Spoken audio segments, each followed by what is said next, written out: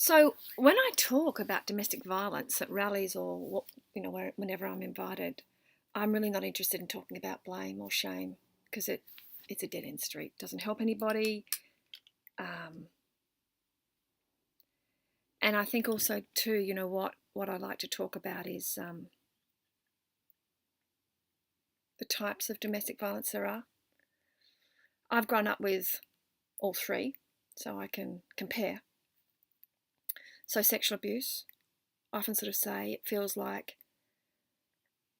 shards of glass into the heart. It's a very sharp trauma.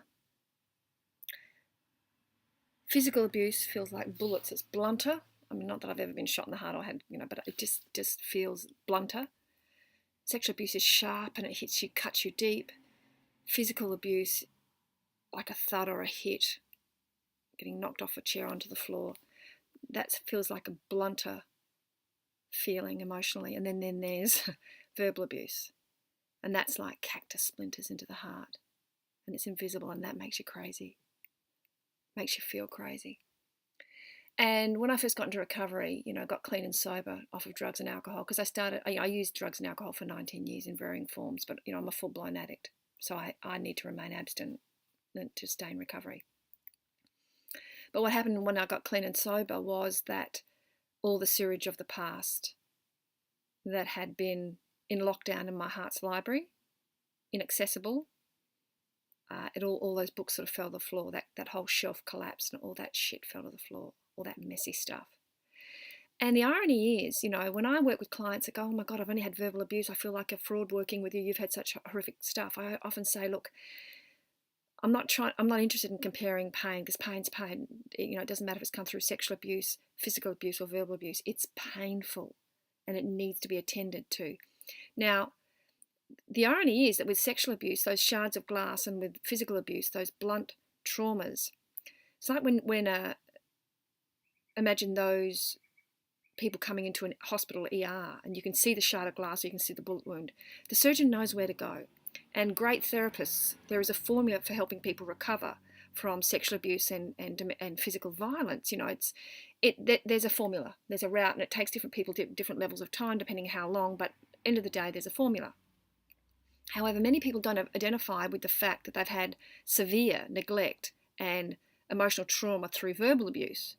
Now, those fine cactus splinters make you feel crazy because they're words, and they're just needled into the heart year in, year out. You're stupid, you're dumb, you're fat, you're thin, you're not good enough as your brother or your sister, women are useless, bloody all men are bastards, all that sort of stuff. Day in, day out, as the child's formative tapes are running, those cactus splinters. By the time you're a young adult and you hit adolescent, your heart's almost immobilized. That is the stuff I write books about detoxing from verbal abuse. Because I often say, I have met some horrific perpetrators in my life and endured stuff. And I'm not here playing a violin. I'm a garden variety addict. There are many people that have stories like mine, and some. So it's not about, wow, isn't her story bad, or her story's not that bad. And let's forget about comparison. That's not what we're here to do. What I find is that the most violent perpetrator I've had in my life has been myself. Because long after I left those relationships, I carried on using the same cactus splinters, the verbal stuff, into my own heart. I carried on with self-neglect. I carried on whenever anything good happened, or I was complimented, or I was praised. I'd just get a blow dart, but I had a little mechanism with like a U-turn. I'd blow dart into my own heart.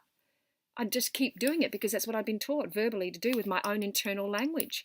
That was like the app that was installed, and it had to be uninstalled. So verbal abuse is now, for me, 19 years later, the sexual abuse and the domestic and the physical abuse, there's scar tissue there. That's all healed nicely. It's the verbal stuff now that'll bring me undone and bring me to my knees, which is why my work around emotional fitness and monitoring language is what I'll be talking about at this domestic violence event.